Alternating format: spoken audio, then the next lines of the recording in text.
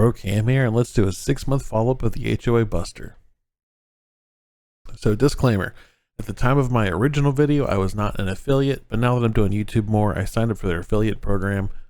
So there's going to be a link in the description if you'd like to purchase your own or something else from Alpha, and that a small portion of that purchase goes to support me. So, HOA Buster follow-up. Let's start with the specs. It covers 10 meters through 80 meters, 440 and 900 megahertz, but those are noted to be horizontally polarized because your gutter is horizontal. The max power that you can expect to handle is 250 watts single sideband, 125 watts CW, and 25 watts digital. And it MSRP's for $250. The pros, in my opinion, it's a very responsive company. The first time I emailed them, I just literally sent them a picture of my house with some MS Paint lines drawn up on it, and I said, hey, I want to put it on this side. Would it be better to put it here or there, or what's the benefits? They replied in like, I think it was the same day, maybe like an hour later, telling me the benefits of either way I did it. So very, very responsive company.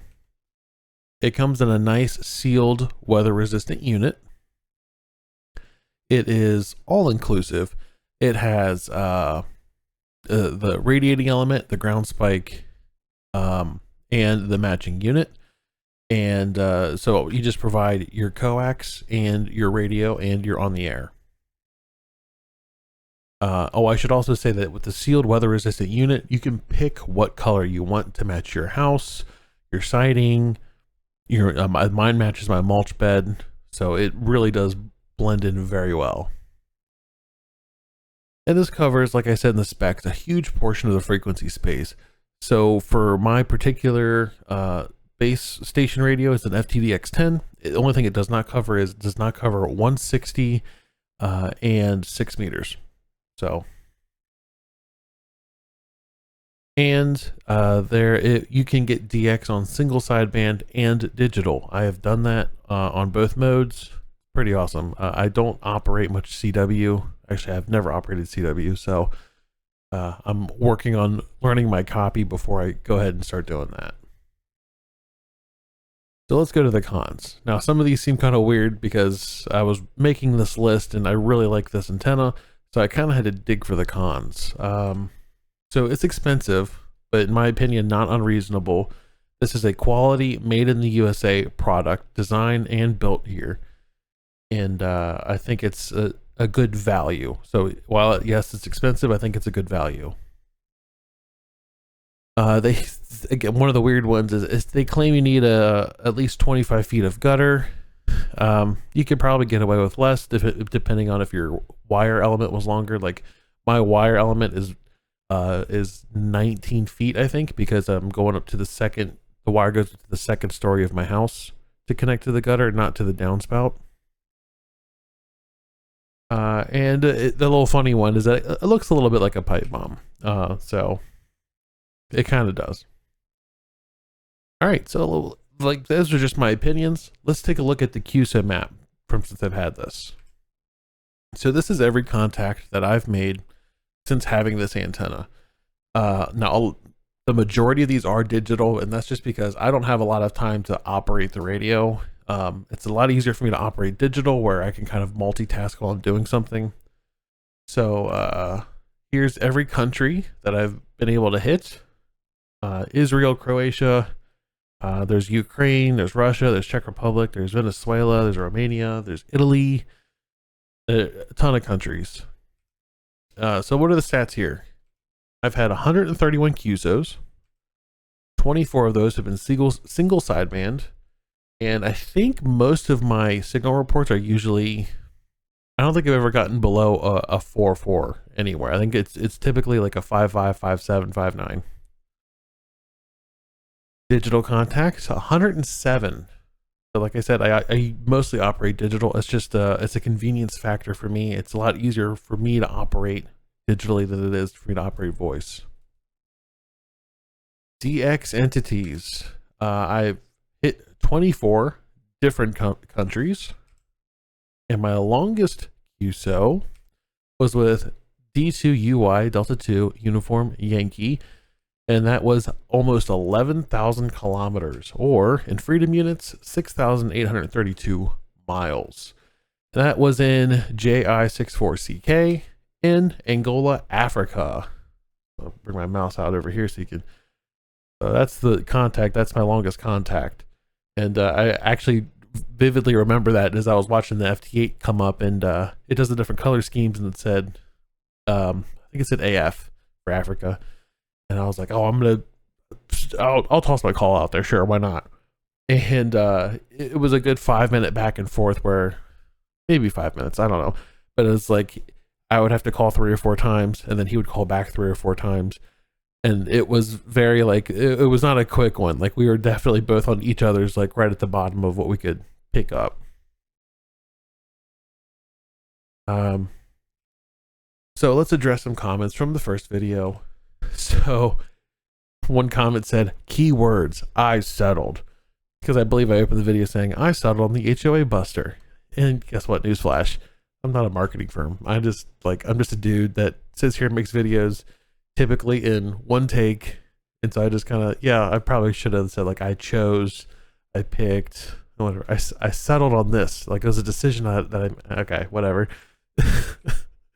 More like Wallet Buster.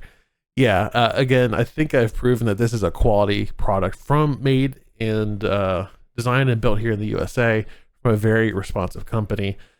I think it's a good value. Yes, it's expensive. You can definitely make this something like this for cheaper, but you don't have the backing of a good product, of a good company, and you don't, the quality is entirely up to you. This was in response to me discussing figuring out how to get my coax from in the house to out of the house. This person said, use the Comet window connector splitter, and basically what this was is a little flat ribbon that you can put in your window frame to have your coax, basically jumper through and be able to shut your window. And actually what I've done since then is I've 3D modeled a window pass through. I'll put the link in the description to that. I've had it, I think, installed for 3 months now, and it's going great. I haven't noticed any like leaking around it or anything, so we've had some very heavy rain. This one was a funny one. How much are they paying you to say it's a good antenna? Well, my response at the time is, I wish they were paying me. Nope, I bought this with my own money, and I'm extremely happy with the performance, even if it is ultimately a compromised antenna. And since I'm now an affiliate, what I would say is something along the lines of, I'm still extremely happy with the performance, so much so that I'm willing to put what little reputation I have on the line and recommend it as an affiliate. If I recommend something that's bad, nobody's ever going to listen to my recommendations and use any of my affiliate links. So I definitely think that this is a worthwhile antenna if this is something that you're looking for. And then another comment was, yeah, it's literally the most expensive 9-to-1 ever. So there was a couple comments that were kind of like, yeah, it's just a 9-to-1. It's just a 9-to-1. So I reached out to Steve from Alpha Antenna. Actually, I just reached out to Alpha Antenna, and Steve replied while on vacation, mind you. And he went ahead and addressed some of my concerns. I've changed the words a bit, but basically it's not really a 9-to-1. A 9-to-1 would most likely need a common mode current choke, and the Buster does not typically need that. He said you could absolutely build a 9-to-1 for use with your gutters. Or no, I'm sorry. This is my take on this is you could absolutely build a 9-to-1 for use with your gutters, but I think you're going to need a tuner with it. The Buster is advertised as tuner free. So, and then for if you want more information on how to do it yourself, check out the Rain Gutter HF Antenna Facebook group. And Steve also sent some more information. What is the value of the inductor used at the system? And so I thought this was kind of interesting, is that they don't focus on the values. What they've done is that when they were building it and designing it, so they built it and came up with kind of an optimal inductor value for one house, and then they took it and they went to different houses and gutter systems and kind of tuned it to where it would be best performant on any one of those. And that's the end. I gotta say, once again, a huge thanks to Steve for responding while on vacation. he mentioned that he couldn't look at the YouTube comments because he was at sea. And then I'm like, it's not that important. Like, just, you know, when you get back, I really appreciate that, taking the time. I think that's just another sign that this is a very responsive and company. And also, there's an affiliate link to purchase your own HOA Buster in the description, or they offer a bunch of other kind of antennas. There's mag loops. I've been really wanting to check out one of their mag loops, and all kinds of cool stuff. So I still highly recommend this antenna. I think it's a good purchase, not just because I'm an affiliate. I don't care if you buy it or not. I just think it's good. If you want to try to build your own, then I would recommend you go and try and build your own. The best antenna is the antenna that gets you on the air. So if that's this antenna or one that you build, then great. Then that's what you need to get. And that's all the time I have for today. This is the Brocam saying 73.